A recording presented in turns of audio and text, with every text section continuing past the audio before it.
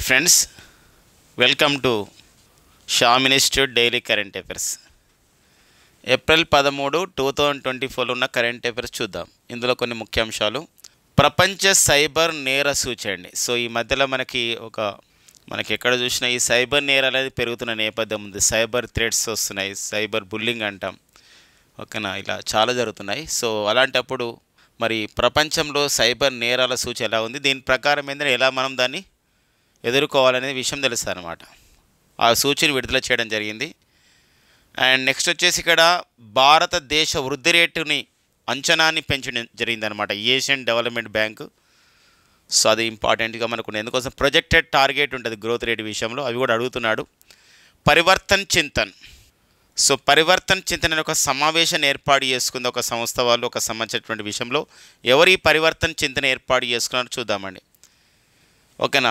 మనకి కబిల్ అంటారండి. కబిల్ అంటే ఇది ఒక సంస్థ. కబిల్, సిఎస్ఆర్ అండ్ ఐఎంఎంటి ఈ రెండు సంస్థల మధ్య, అంటే కబిల్, సో గుర్తుపెట్టుకోండి ఇక్కడ కబిల్ అండ్ ఒక ఐఎంఎంటి ఈ రెండు సంస్థల మధ్య ఒక మెమోరాండమ్ ఆఫ్ ది అండర్స్టాండింగ్ జరిగింది.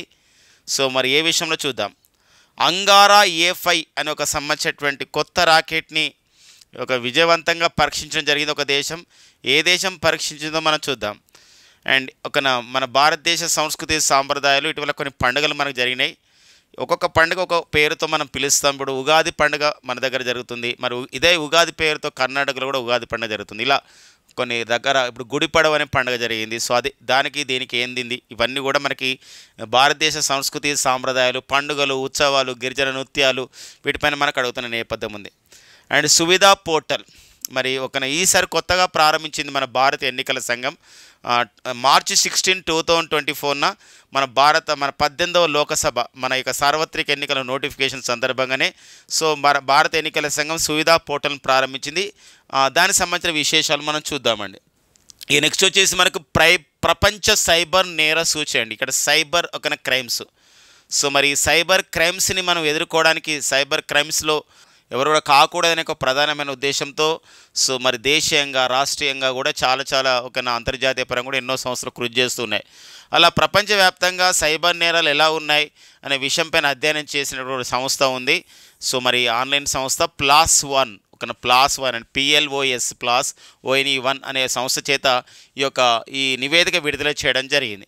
మరి ప్రపంచ సైబర్ నేర సూచిలో మనం చూస్తే ఇక్కడ రష్యా అత్యధిక సైబర్ నేరాలు జరుగుతున్నాయి. సైబర్లో రష్యా మొదటి స్థానం ఉంటే ఉక్రెయిన్ 2వ స్థానం, చైనా 3వ స్థానం, అమెరికా 4వ స్థానం అండ్ 5వ స్థానంలో నైజీరియా దేశం ఉంటే భారతదేశం ఈ ప్రపంచ సైబర్ నేర సూచిలో మన భారతదేశం 10వ స్థానంలో నిలవడం జరిగింది.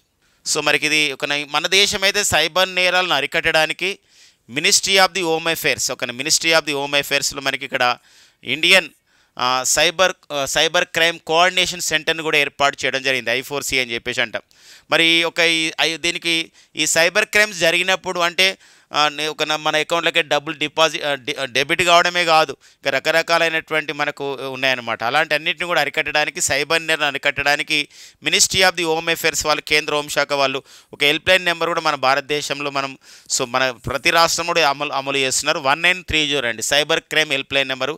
సో మనకు దాన్ని చేసుకొని మన డబ్బును మళ్ళీ తిరిగి రాబడడానికి ప్రయత్నం చేయొచ్చు అనమాట. కానీ అలా జరగకుండా ఉండడమే ఇంపార్టెంట్ కాబట్టి సో ఇటీవల కాలంలో మనం చూసాం. ఇప్పుడు యాపిల్ ఫోన్స్ అని చెప్పేసి అంటే ఐఫోన్ మరి ఎంతో అది ఎలాంటి సైబర్ అటాక్ గురి కాదని చెప్పేసి అన్నప్పుడు ఇటీవల కాలంలో కొన్ని వైరస్లు యాపిల్స్ ఫోన్ పైన దాడి చేస్తున్న, జాగ్రత్తగా ఉండడని ఈవెన్ యాపిల్ కంపెనీ వాళ్ళే, ఐఫోన్ కంపెనీ వాళ్ళే ఇటీవల కాలంలో హెచ్చరిస్తున్న నేపథ్యం అనమాట. కాబట్టి సో ఇది మనకి ఇంపార్టెంట్ ఒక సూచిగా చెప్పుకోవచ్చు. ప్రపంచ సైబర్ నేర సూచి 2024లో మొదటి 3 స్థానంలో ఉన్న దేశాలు కానీ, మొదటి 5 స్థానంలో ఉన్నటువంటి దేశాలు కానీ ర్యాంకింగ్స్ పైన అడగవచ్చు. భారతదేశం యొక్క స్థానం ఎంత అండి? 10వ స్థానంగా ఉందండి. భారతదేశం యొక్క స్థానం 10వ స్థానం. సో మరి ఇక కొన్ని నివేదికలు మనం చూసినట్లయితే, ఇటీవల కాలంలో వచ్చిన నివేదికలు మనం చూసినట్లయితే ఇప్పుడు సిప్రీ సంస్థ నివేదిక ఇచ్చారండి. Stockholm International Peace Research Institute. దీని ప్రకారం అయితే ప్రపంచంలో ఎక్కువగా మనకి ఆయుధాలు కొంటున్నటువంటి దేశంలో మన భారతదేశం ఏ స్థానంలో ఉందని, మన భారతదేశం మొదటి స్థానంలో ఉంది. గుర్తుపెట్టి మొదటి స్థానంలో ఉంది. వెరీ రీసెంట్గా మనం 2 days బ్యాక్ ఉన్న కరెంట్ అఫైర్స్ డిస్కస్ చేసుకున్నాం. ఉరునెనే సంస్థ ఒక నివేదిక ఇచ్చింది. ఇట్లా గ్లోబల్ యూనికార్న్ ఇండెక్స్ అంటే ప్రపంచంలో యూనికార్న్ కంపెనీల జాబితాలో మన భారతదేశం మరి యూనికార్న్ కంపెనీల జాబితాలండి. ఇదైతే ఆయుధాల కొనుగోలు విషయంలో, ఈ వెపన్స్ని కొనుగోలు విషయంలో, ఆయుధాల కొనుగోలు విషయంలో భారత్ నెంబర్ 1 స్థానం ఉంటే, అండ్ నెక్స్ట్ వచ్చి యూనికార్న్ కంపెనీల జాబితాలో మన భారతదేశం ఎన్నో స్థానం ఉందండి ఇక్కడ. సో 4వ స్థానం ఉందండి, 4వ స్థానంలో నిలవడం జరిగిందనమాట అలాంటి నేపథ్యం. అండ్ లాజిస్టిక్ పర్ఫార్మెన్స్ ఇండెక్స్ అని చెప్పేసి అంటాం. మరి ప్రపంచ బ్యాంక్ ఇచ్చినటువంటి ఈ లాజిస్టిక్ పర్ఫార్మెన్స్ ఇండెక్స్లో భారతదేశం 42వ స్థానంలో నిలవడం జరిగింది. మరి కరప్షన్ పర్సెప్షన్ ఇండెక్స్ అని చెప్పి దానికన్నా ముందు ఇంకా కొన్ని ఉన్నాయండి. సో దానికన్నా ముందు మనకి ఈ మధ్య కాలంలోనే రెండు నివేదికలు వచ్చినాయి. అదేంటంటే మనకి ఎన్లీ పాస్పోర్ట్ ఇండెక్స్ అంటాం. జనవరిలో వచ్చింది అండ్ ఫిబ్రవరిలో వచ్చింది. లేటెస్ట్ ప్రకారం అయితే మనకి ప్రపంచంలో శక్తివంతమైనటువంటి పాస్పోర్ట్ సూచీలు అంటే వేరే దేశాలకు వీసా మన భారతదేశం పాస్పోర్ట్ నుండి తొందరగా వీసా దొరికే విధానం ప్రకారం చూసినట్లయితే ప్రపంచ పాస్పోర్ట్ ఇండెక్స్లో మన భారతదేశం 85వ స్థానం నిలవడం జరిగింది. అండ్ 93వ స్థానం కూడా ఇంపార్టెంట్గా మనకు ఉంటుందండి. 93వ స్థానం అని చెప్పేసి అంటాం. మరి 93వ స్థానం ఎందులో ఉంది ఫ్రెండ్స్ అంటే ఇక్కడ 93వ స్థానం మనము కరప్షన్ పర్సెప్షన్ ఇండెక్స్ అంటాం. అంటే ఇక్కడ ఏంటంటే అవినీతి సూచి అండి. ప్రపంచ అవినీతి సూచిలో మన భారతదేశం వచ్చేసి 93వ స్థానంలో ఉన్నటువంటి విషయం అనమాట. అండ్ నెక్స్ట్ వచ్చేసి ఇంకొకటి మనకి లింగ సమానత్వ సూచి అని చెప్పేసి అంటే జెండర్ ఈక్వాలిటీ లింగ సమానత్వం అని చెప్పేసి అంటాం. ఇలాంటి లింగ సమానత్వ సూచిలో మన భారతదేశం వచ్చేసి ఇక్కడ 108 అంటే ఎమర్జెన్సీలుగా అంటే అత్యవసరంగా నెంబర్ ఏది 108 ఉందో అది 108వ స్థానంలో మనం ఉన్నాం. దాంతోపాటుగా మనం చూస్తే 126వ స్థానం అండి. సో 126వ స్థానం అనేది ఎందులో ఉన్నామంటే ఇక్కడ హ్యాపీనెస్ ఇండెక్స్ అండి. అంటే సంతోషకరమైన సూచిలో మన భారతదేశం 126వ స్థానం ఉంది. అండ్ 134వ స్థానం మరి 134వ స్థానం మన భారతదేశం ఎందులో ఉందండి ఇక్కడ హ్యూమన్ డెవలప్ ఇండెక్స్లో మన భారతదేశం 134వ స్థానంలో ఉండడం జరిగింది. ఇలా ఈ మధ్య కాలంలో వచ్చిన కొన్ని సూచీలు అనమాట. ఇప్పుడైతే మనం ప్రపంచ సైబర్ నేర సూచి 2024 చెప్పాం. ఒక సూచి వచ్చినప్పుడు ఆ సూచీని ఎవరు విడుదల చేశారు, ఆ సూచీలో మొదటి 3 లేదా 5 స్థానాల దేశాలు ఇది, భారతదేశం యొక్క స్థానం ఏంది, సో ఇలా మనం డిస్కస్ చేసుకోవాల్సిన అవసరం ఉంది. సో ఈ సైబర్ నేరాలకు సంబంధించినటువంటి ఏ పారామీటర్స్ ఆధారంగా మనం చేస్తారంటే అది మనకి సైబర్ నేరాలపైన జరుగుతున్నటువంటి ఓటీపీస్ కానివ్వండి ఇవన్నీ కూడా దానిపైన ఆధారంగా ఈ పారామీటర్స్ ఆధారంగా చేస్తారనమాట. ఇక నెక్స్ట్ కరెంట్ అఫైర్ చూద్దాం. ఇక ఒక భారతదేశం యొక్క వృద్ధి రేటు అంచనా అంటారనమాట. అంటే ఇండియాస్ గ్రోత్ రేట్ అనమాట ప్రొజెక్ట్ చేయడం జరుగుతుంది. ఇప్పుడు ఈ మధ్య కాలంలోనే రిజర్వ్ బ్యాంక్ ఆఫ్ ఇండియా ఈ ద్వైవార్షిక ఒక మానిటరీ పాలసీని విడుదల చేస్తూ రిజర్వ్ బ్యాంక్ ఆఫ్ ఇండియా 2024-25 ఆర్థిక సంవత్సరాన్ని మన భారత వృద్ధి రేటు ఎంత శాతంగా నమోదు చేయడం జరిగిందంటే 7% నమోదు చేయడం జరిగింది. సో ఇది ఆర్బీఐ నమోదు చేసిన మన భారతదేశం యొక్క వృద్ధి రేటు. అదేవిధంగా ఏషియన్ డెవలప్మెంట్ బ్యాంక్ కూడా అంటే ఏషియా డెవలప్మెంట్ బ్యాంక్ ఏడీబీ అని చెప్పేసి అంటాం.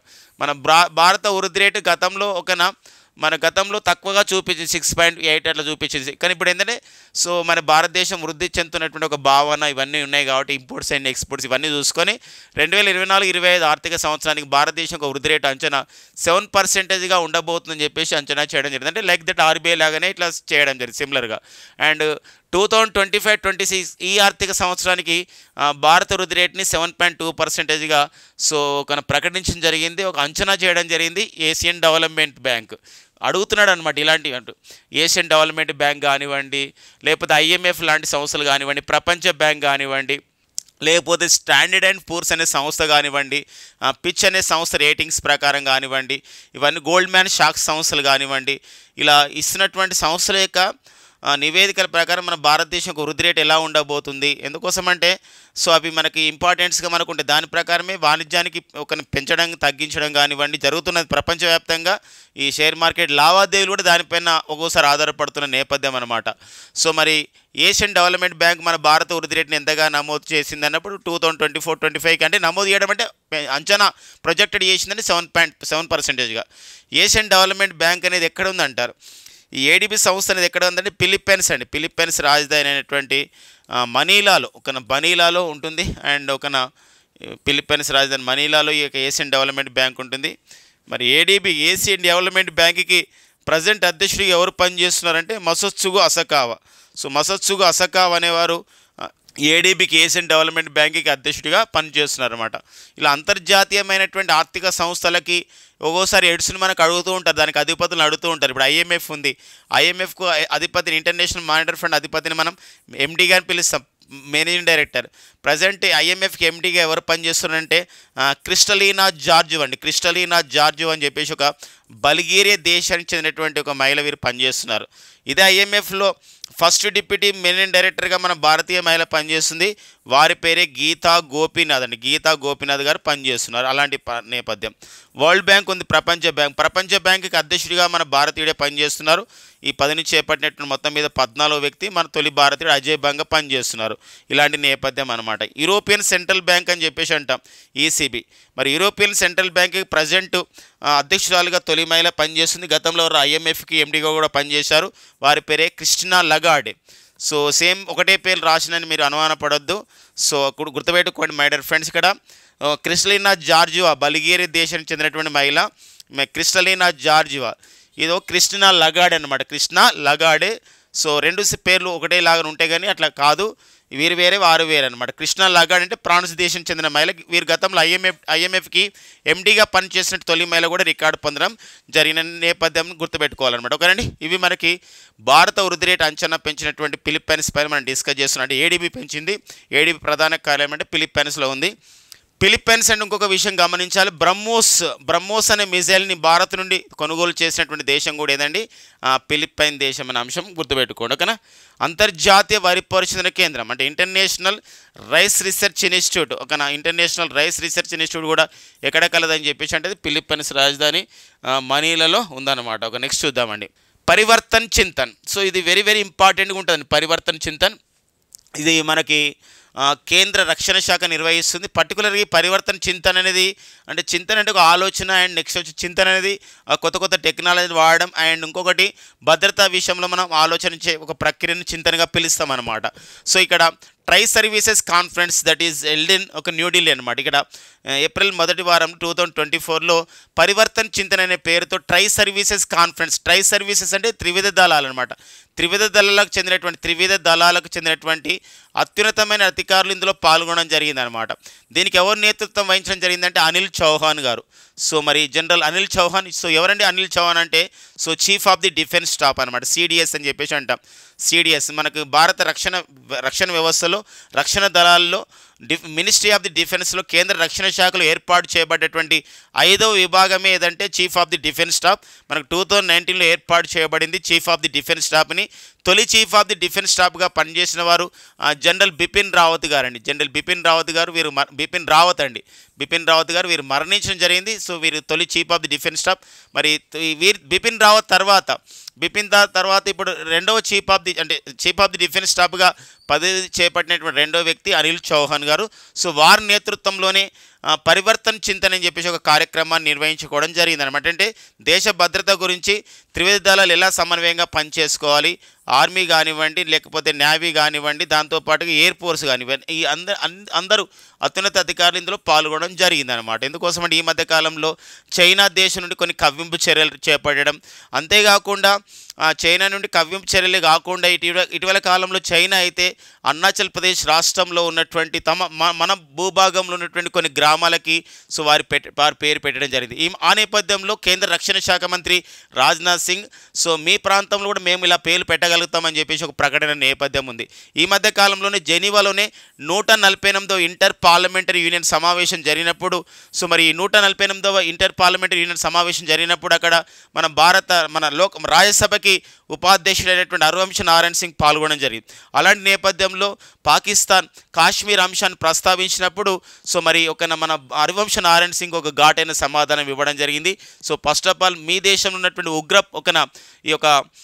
ఉగ్రవాదం పైన మాటలొద్దు, ఉగ్ర ఫ్యాక్టరీలన్నీ మూసేయండి మీ దేశంలో అని చెప్పేసి ఆ విధంగా హెచ్చరించడం జరిగిన నేపథ్యంలో మాట్లాడడం జరిగింది అనమాట.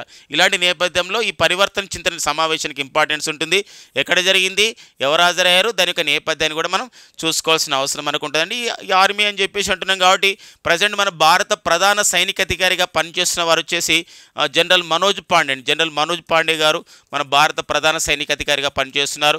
అండ్ భారత ప్రధాన నావిక అధికారిగా పనిచేస్తున్న వారు వచ్చేసి ఇక్కడ అడ్మిరల్ ఆర్ హరికుమార్ అండి. ఎవరండి, అడ్మిరల్ ఆర్ హరికుమార్ అనేవారు ప్రజెంట్ అయితే మన భారత ప్రధాన నావిక అధికారిగా పనిచేస్తున్నారు. ఎయిర్ ఫోర్స్ అని చెప్పేసి మన భారత ప్రధాన వైమానిక అధికారిగా పనిచేస్తున్న వారి హోదా వచ్చేసి air chief marshal Vivek Ram Chaudhary అండి. సో వివేక్ రామ్ చౌదరి. సో ఈ పాయింట్ గుర్తుపెట్టుకోండి. ఇవన్నీ కూడా మనకు ఒక ఇంపార్టెన్స్గా మనకు ఉంటాయి అన్నమాట. ఇక నెక్స్ట్ కరెంట్ పేపర్ చూద్దాం.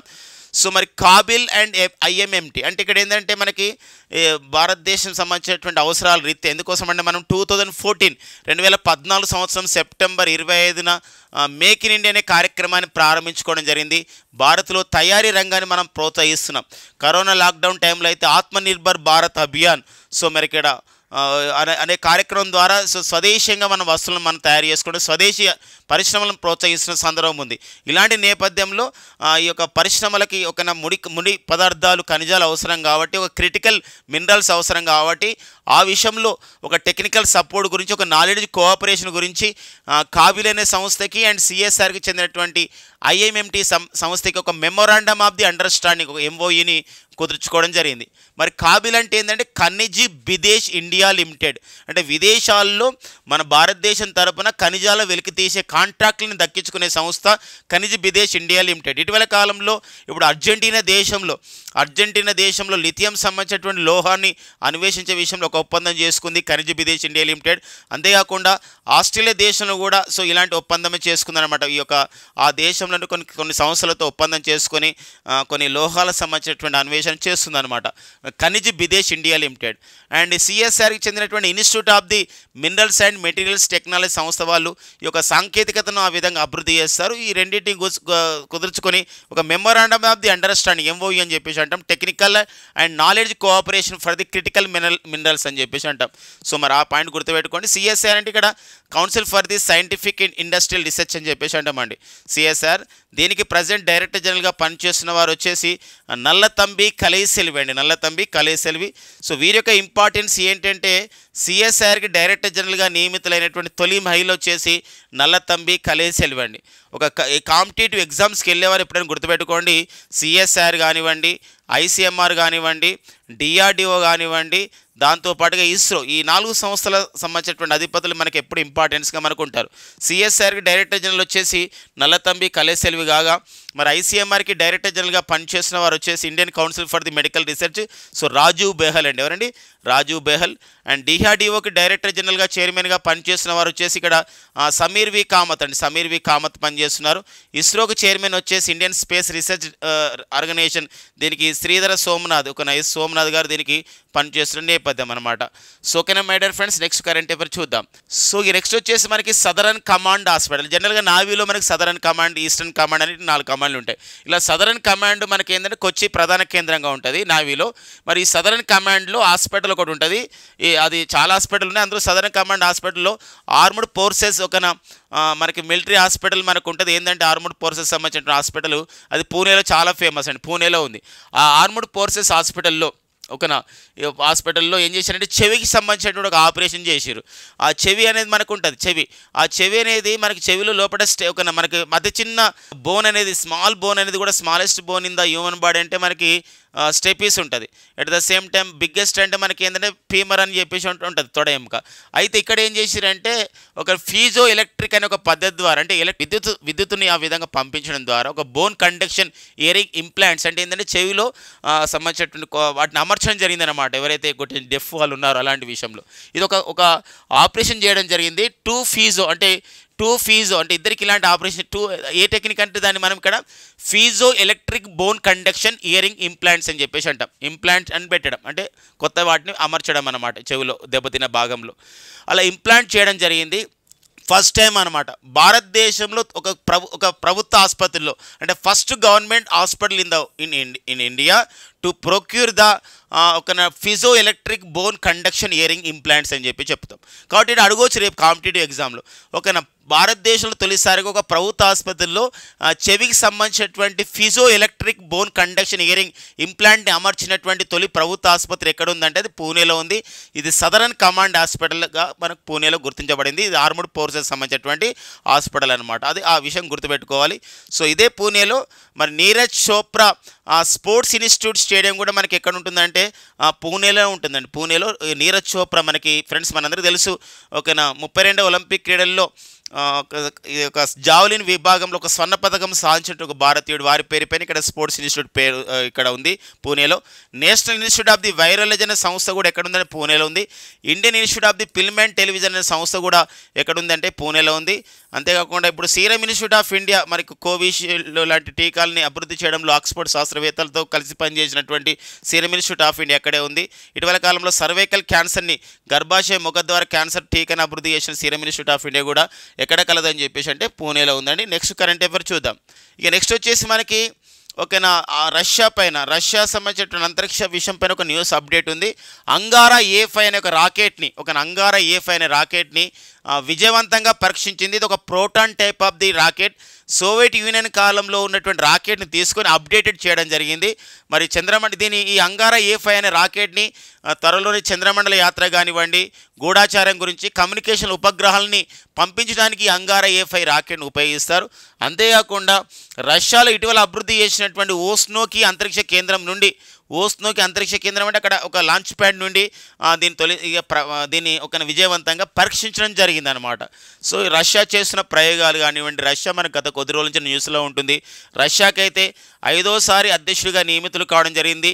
సో మరి వ్లాదిమిర్ పుతిన్. అంతేకాకుండా ఇటీవల కాలంలో రష్యా ఉక్రెయిన్ సంబంధాల యుద్ధ నేపథ్యంలో రష్యా ఇప్పుడు జిర్కాన్, ప్రపంచంలో ఒక శక్తివంతమైనటువంటి జిర్కాన్ అనే మిజైల్ని కూడా ఇటీవల కాలంలో పరీక్షించింది రష్యా దేశం అనే విషయం గుర్తుపెట్టుకోండి. ఓకేనా.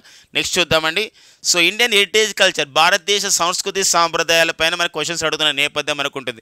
ఈ మధ్య కాలంలో జరిగిన ఒక కాంపిటేటివ్ ఎగ్జామ్లో వంగాల అనే ఉత్సవం అనేది ఏ రాష్ట్రంలో జరిగిందని చెప్పేసి అన్నాడు. వంగాల ఉత్సవం ఇది ఏ రాష్ట్రంలో జరిగింది? వంగాల ఫెస్టివల్ అది ఏంటంటే మేఘాలయ రాష్ట్రంలో ఈ వంగాల ఉత్సవం అనేది నిర్వహించుకోవడం జరిగిందనమాట. అలా అడుగుతున్న నేపథ్యం.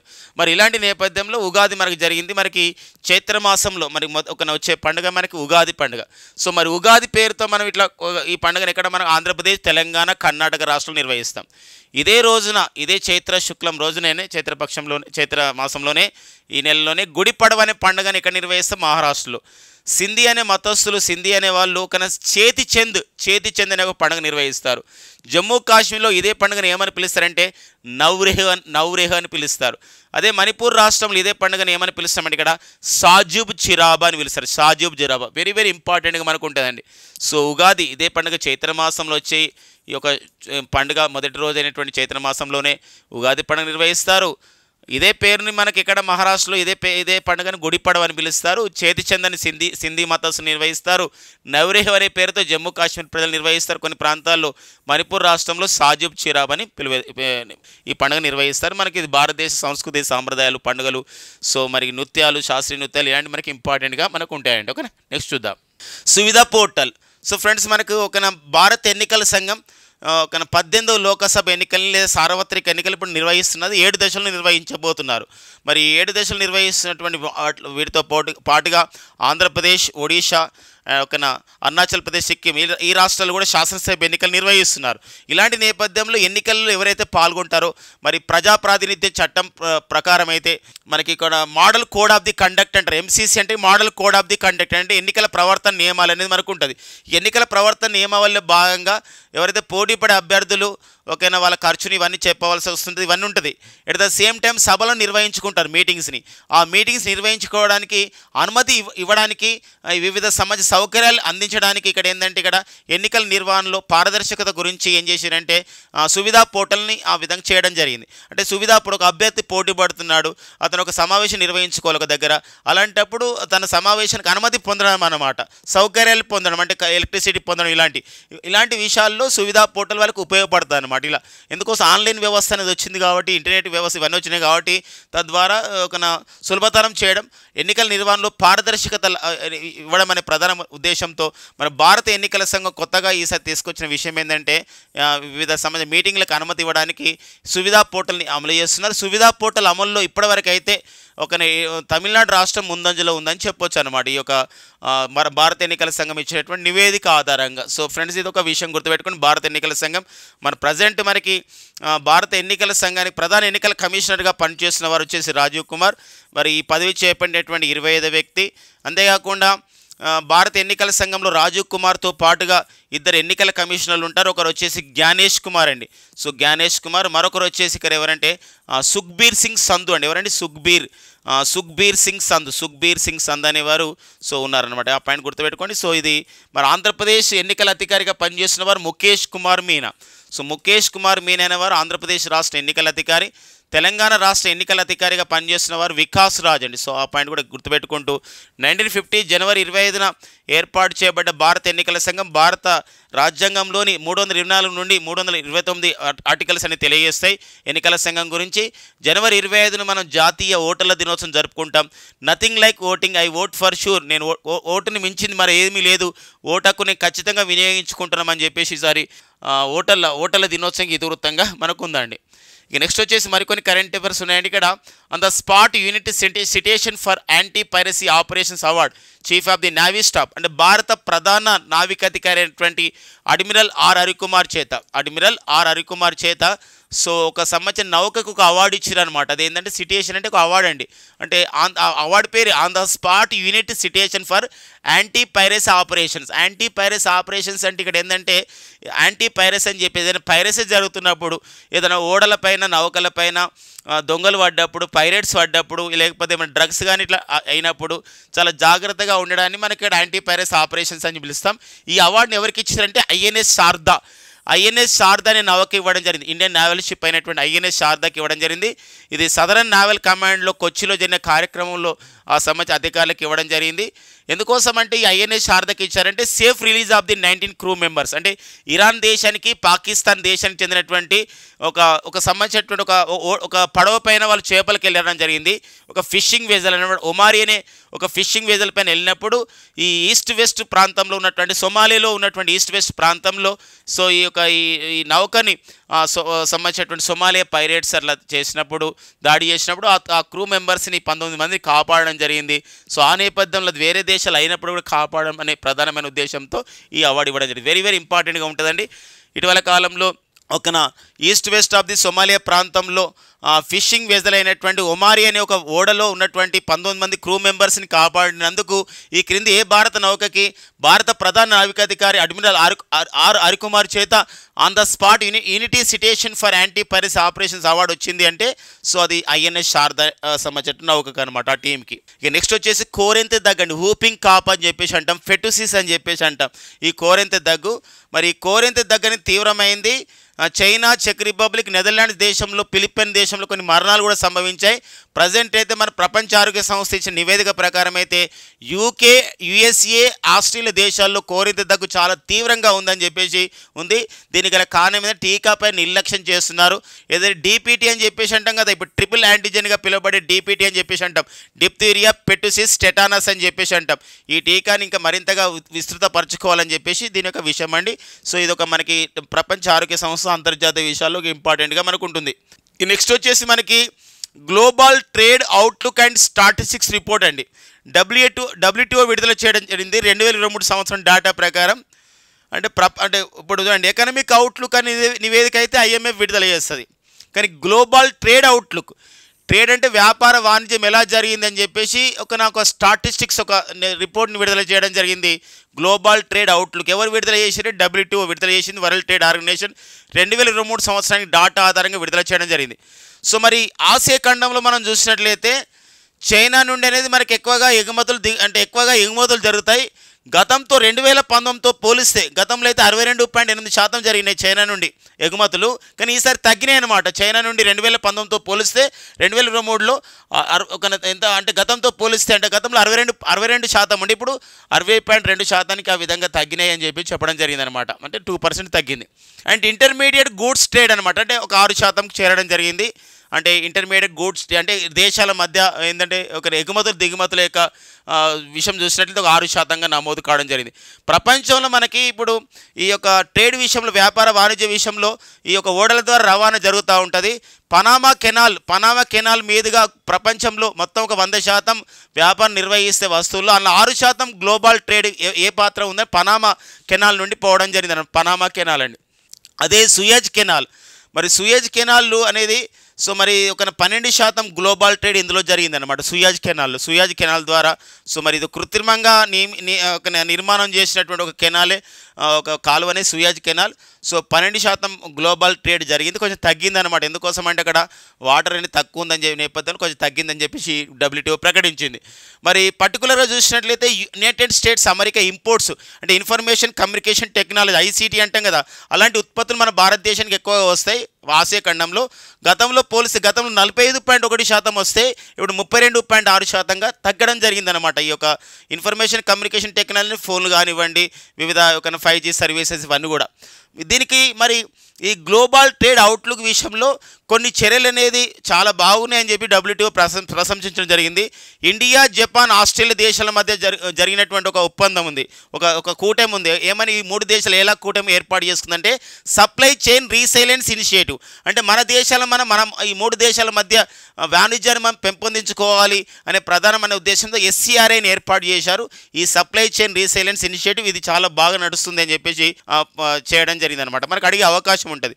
అంతేకాదు ఇటీవల కాలంలో భారతదేశం ఏర్పాటు చేసినటువంటిది, ఇటీవల కాలంలో మనకి G20 సమావేశంలో కీలకం ఉన్నటువంటి IMEC అంటే India middle east Europe economic corridor అని చెప్పేసి ఉంది. అంటే India middle east Europe economic corridor యొక్క ఉద్దేశం ఏంటంటే కనెక్ట్ ఇండియా నుంచి గల్ఫ్ కంట్రీస్కి అండ్ గల్ఫ్ కంట్రీస్ నుంచి యూరోప్ ప్రాంతానికి ఏంటంటే వాణిజ్యాన్ని పెంపొందించుకోవాలి అనే ప్రధానమైన ఉద్దేశంతో ఏర్పాటు చేసినటువంటి చొరవ కూడా బాగుందని WTO ప్రశంసించడం జరిగింది. అంతేకాకుండా ఆ కార్డు సమావేశంలో గతంలో ఏర్పాటు చేయబడేటువంటి IPF కూడా చాలా ఇప్పుడు 14 దేశాలు ఇందులో చేరడం జరిగింది.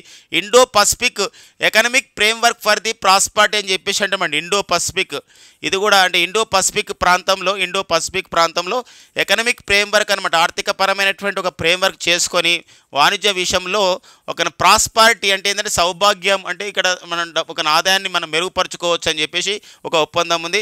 దీని ద్వారా కూడా ఏమవుతుందంటే చైనా సంబంధించినటువంటి దాని యొక్క ఇండో పసిఫిక్ ఏరియాలో దాని ఆధిపత్యాన్ని నిరసించాలి, అది తగ్గించాలని ప్రధాన ఉద్దేశంతో క్వాడ్ ఒక సంబంధించిన సూచనతో ఏర్పాటు చేయబడేటువంటి అంశాలు అనమాట ఇవన్నీ కూడా. సో ఇది కూడా మనకి WTO కొంచెం దాన్ని ప్రకటించడం జరిగిందనమాట. అంటే చైనా యొక్క ఎగుమతులు ఏవి తగ్గినాయి, గతంతో పోలిసి 62% నుండి 60% తగ్గినాయి. అంటే ఇదన్నీ కూడా కాబట్టి ఈ విషయం మనం చూసుకోవాల్సిన అవసరం ఉందన్నమాట. ఎందుకు తగ్గినాయి అంటే ఇలాంటి చొరవ వల్ల తగ్గినాయి.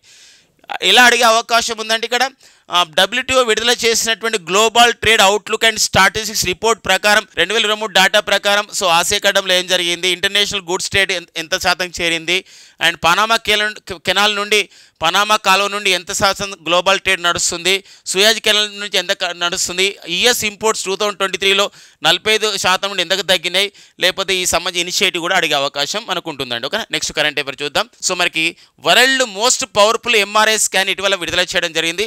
సో మనకి ఇక్కడ మనకి MRI అంటాం, అంటే మ్యాగ్నెటిక్ రెజొనెన్స్ ఇమేజింగ్ అని చెప్పేసి అంటాం MRI. ఈ యొక్క MRI స్కాన్ మనం చూడొచ్చు, ఈ MRI స్కాన్స్ని. మరి ఇలాంటి MRI స్కాన్స్ ద్వారా ఏంటంటే బ్రెయిన్లో ఏమన్నా బ్లడ్ క్లాట్ అయిందా, ఏమన్నా డిజార్డర్స్ ఉన్నాయి, ఇవన్నీ బయటపడతాయి. ఇలాంటి విషయంలో మరి ఏ సంస్థ తయారు చేసిందో మనకి ఇవ్వలేదు ఇన్ఫర్మేషన్. ఐసూల్ట్ అని చెప్పేసి ప్రపంచంలోనే అత్యంత శక్తివంతమైన MRI స్కాన్ వచ్చింది. ఇది 11.7 టెస్లాస్ వేగంతో టెస్లా అని చెప్పేసి అండి ఒక ప్రమాణం అనమాట. టెస్లా దానికి మ్యాగ్నెటిక్ దానికి 11.7 టెస్లాస్ సంబంధించినటువంటి ఒక ఎఫిషియెంట్గా ఇది పనిచేస్తుంది ఐసూల్ట్ అని చెప్పేసి. ఇది ఎందుకు సూపర్లేటివ్స్ విషయంలో చాలా ఇంపార్టెంట్. ప్రపంచంలో అత్యంత శక్తివంతమైన MRI స్కాన్ ఏదంటే ఐసూల్ట్. మరి ఎంత వేగంతో ఇట్లా ఎఫిషియెంట్గా పనిచేస్తుందని చెప్పేసి ఇవ్వడం జరిగిందనమాట. ఇక నెక్స్ట్ వచ్చేసి అమెరికా దేశానికి చెందినటువంటి ఒక ఫుట్బాల్ ప్లేయర్ ఇతనే ఓజీ సింప్సన్ ఇటీవల మరణించడం జరిగిందనమాట. సో ఇటీవల మరణించిన ఓజీ సింప్సన్ ఎవరన్నప్పుడు అమెరికా దేశ మాజీ ఫుట్బాలర్. అండ్ నెక్స్ట్ వచ్చేసి ఇక్కడ ప్రతి సంవత్సరం కూడా ఒక మే ఆర్ జూన్లో మనకి కేన్స్ ఫిలిం ఫెస్టివల్ జరుగుతుంది. కేన్స్ ఫిలిం ఫెస్టివల్, కేన్స్ ఒక చిత్రోత్సవం అని చెప్పేసి అంటాం. కేన్స్ చలనచిత్రోత్సవం ప్రతి సంవత్సరం జరుగుతుంది. ఈ సంవత్సరం కూడా జరగబోతుంది కేన్స్ ప్రాంతంలో. ఎక్కడ కేన్స్ అంటే ఇది ఫ్రాన్స్ అన్నమాట. ఫ్రాన్స్లో నిర్వహిస్తారు. ఈసారి 2024లో నిర్వహించే ఎన్నోది అంటే 77th edition of the Cannes film festival. ఇందులో ప్రత్యేకత ఏంటంటే 42 సంవత్సరాల తర్వాత మన భారతదేశంలో నిర్మించినటువంటి ఒక చిత్రం ఉంది, all we imagine as a light అనేది. పాయల్ కాపాడి అనేవారు దీన్ని నిర్మించారు. ఇది పాల్మ్ డి ఓర్ అనే ఒక ప్రైజ్కు పోటీ పడుతుంది అనమాట. 42 సంవత్సరాల తర్వాత ఈ పాల్మ్ డి ఓర్ ఇది ఒక ప్రైజ్ అనమాట. ఇక ఫ్రాన్స్ భాష ఫ్రెంచ్ భాష కాబట్టి ఇట్లే ఉంటుంది. పాల్మ్ డి ఓర్ అనే ప్రైజ్కు పోటీ పడుతున్నటువంటి 42 సంవత్సరాల తర్వాత పోటీ పడుతున్నటువంటి భారత చిత్రం ఏది? భారతీయులు నిర్మించిన ఏ చిత్రం అంటే పాయల్ కాపాడియన్ నిర్మించిన చిత్రము all we imagine as a light అనమాట. గుర్తుపెట్టుకోండి ఇది. సో మరి ఇది మనకి ఈ యొక్క ఈ కెన్స్ ఫిల్మ్ ఫెస్టివల్లో 42 సంవత్సరాల తర్వాత పోటీ పడుతుందన్నమాట. ఎన్నో సినిమాలు ప్రదర్శించారు. ఇప్పుడు లాస్ట్ టైం అయితే మన కెన్స్ ఫిల్మ్ ఫెస్టివల్లో మన రాకెటరీ సినిమా, సో మాధవన్ నటించినటువంటి నంబి నారాయణన్ ఇస్రో మాజీ శాస్త్రవేత్త జీవిత కథ వచ్చినట్టు రాకెటరీ సినిమా కూడా అందులో ప్రదర్శించారు. కానీ ఇక్కడ పోటీ పడడం వేరే, ప్రదర్శించడం వేరే అనే విషయాన్ని గుర్తుపెట్టుకోండి. ఓకేనా? ఓకేనండి. ఇవ్వండి మనకి April 13, 2024 ఉన్న current affairs friends. Thank you and all the best.